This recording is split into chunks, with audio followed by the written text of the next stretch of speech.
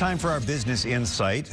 When we cast our ballots Tuesday, does our choice for president really make a difference when it comes to business?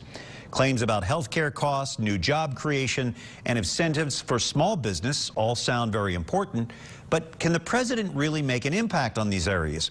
Well, this morning, Business Courier editor Rob Dahlmeyer is joined by a well-known political watcher in our area. Xavier University political scientist Gene Beaupre has been analyzing local and national elections for decades. He joins us now with his always insightful and informed perspective. Gene and Rob? Brian, thank you, and Gene, thanks for joining us this morning. My pleasure.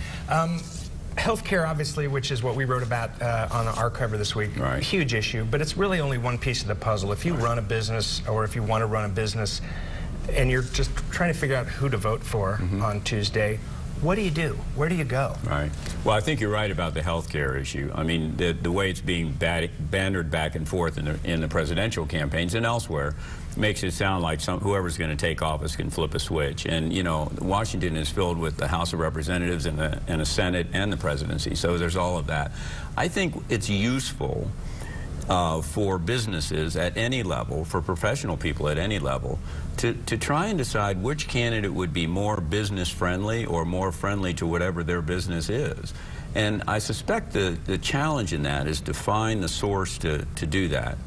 My recommendation would be to look at professional associations that they might belong to. It could be the Chamber of Commerce, it could be any number of things.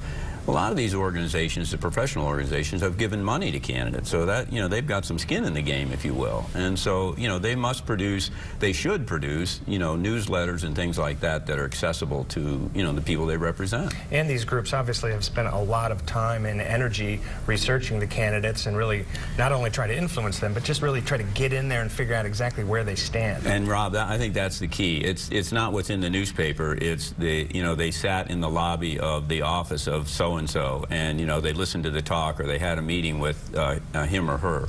You know, that's the level of insight that goes in, even implicitly, into what they write.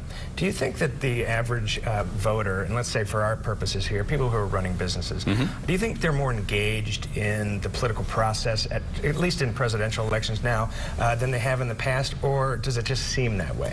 I think one of the variables is the frustration factor, and this presidential campaign, all the campaigns this year, I think, have created a lot of frustration. But, you know, my sense of it is you can't not be anymore. There are too many things that are happening that can influence you. And I know I worked a lot with small businesses in the past, very independent people, and they'd like to just think of themselves as an island, you know, and you know, they're entrepreneurs. But, you know, there's so many forces locally and state level and federal level that they really need to be paying attention to.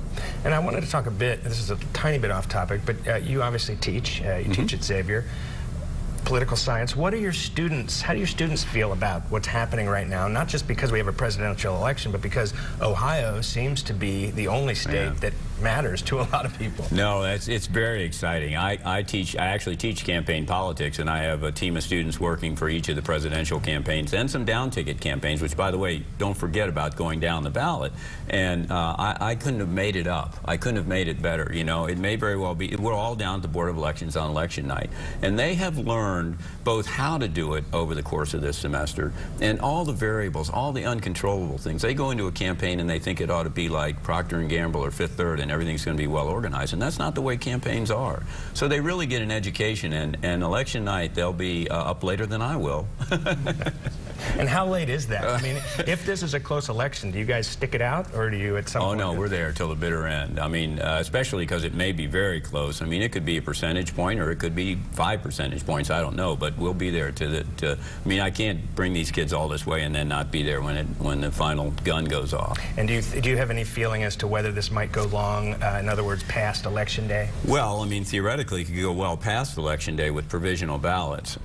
You know, that it'll depend on the margin of victory and whether the margin of victory is greater than the provisional ballots that are out. But even on election night, with this campaign, it's going to be very hard to know early on. Right. Well, hey, Gene, have a good time Tuesday night. Hopefully it won't be that late. Right. And thanks for being here. My pleasure.